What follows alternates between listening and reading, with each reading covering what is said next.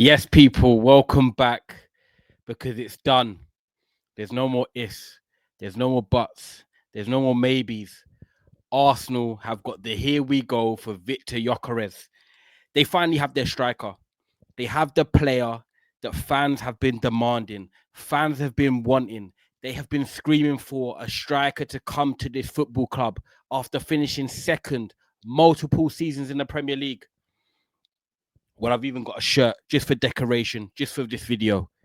Because Arsenal, you have your striker, you have your Swedish international, you have your European hitman. Viktor Gyokeres will be wearing the red and white of Arsenal, making his debut in the Premier League against none other than my football club, Manchester United. You're going to come to Old Trafford and try and do your business. Well, I hope it doesn't happen on game week 1. Manchester United, Ruben Amorim, you better get the master plan ready. Get the book out now. We'll start telling these players what they need to do. Because there's no way I want to see Viktor Gyokeres rocking up to Old Trafford on the first weekend of the Premier League season and putting a goal past us. And doing...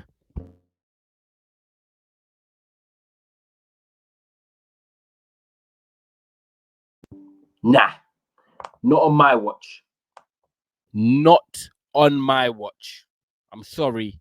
Viktor Gyokeres ain't doing none of this mask business at Old Trafford. We need to stop that. Because this is a striker that we know is prolific. In terms of what he's done at Sporting Lisbon, the number he's put up, 50 goals in the last 2 seasons.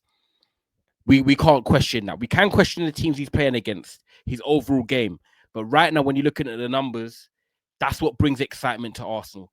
That is what's going to make them lick their lips and think, okay, we've got Saka, we've got Odegaard, if we've got Madueke, if we've got potentially another left winger coming into the football club, and they're putting chances on the plate for this Swedish hitman, Arsenal are going to be dangerous.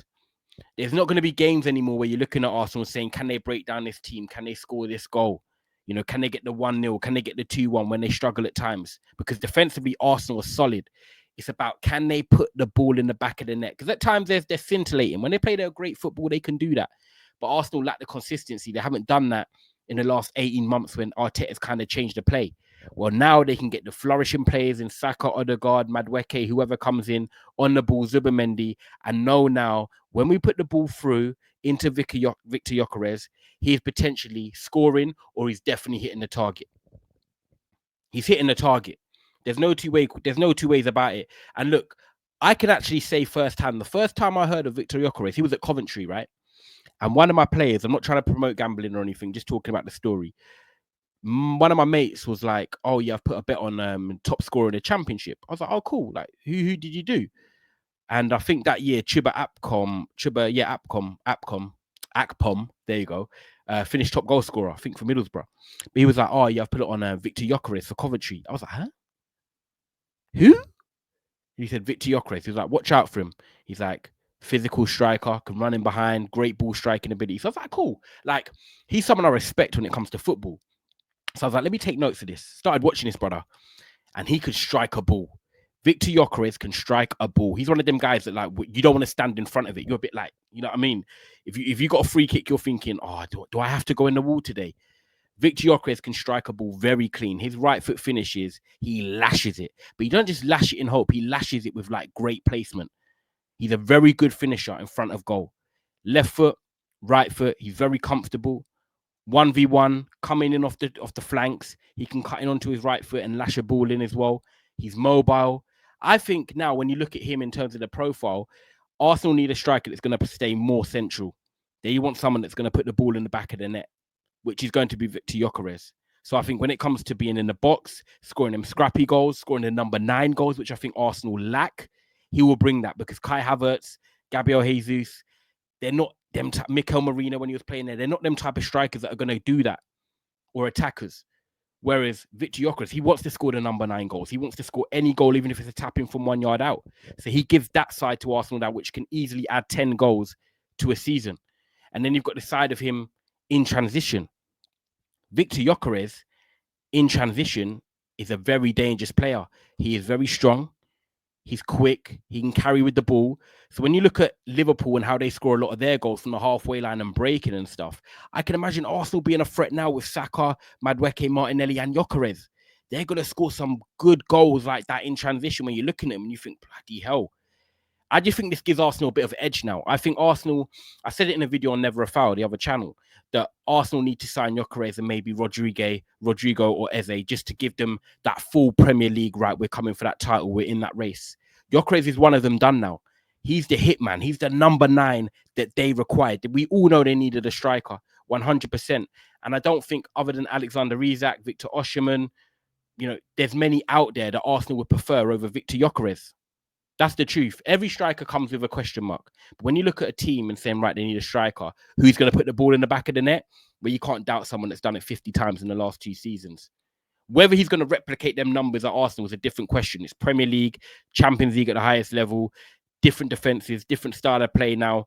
Like, yeah, that might not be the case with 50.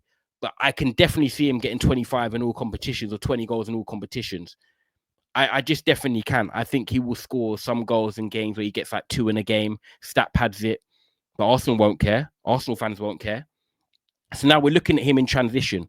He's going to be a big threat for Arsenal in transition, pacey moments on the break, running the channels, but also centrally and occupying defenders.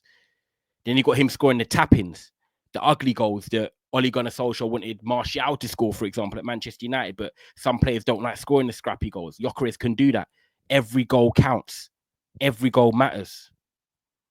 Physically in the air, I think that might be the area he can improve on. If you're looking at it and saying to me, right, where can he improve? I would say probably in the air. I don't think he's the best in the air for his physical presence. So Arsenal might need to look at a different way of getting him into the game, try and progress out from the back and keep the ball on the ground. But I don't think he's the best in the air. When crosses come into the box and he's attacking them, I think, yeah. But when it comes to holding up the ball and flick-ons, I don't think he's the best for what his size could be. However, every striker can improve. Every striker will raise their levels. And I think now at Arsenal, he's going to raise his level. Arsenal players will be able to raise their level.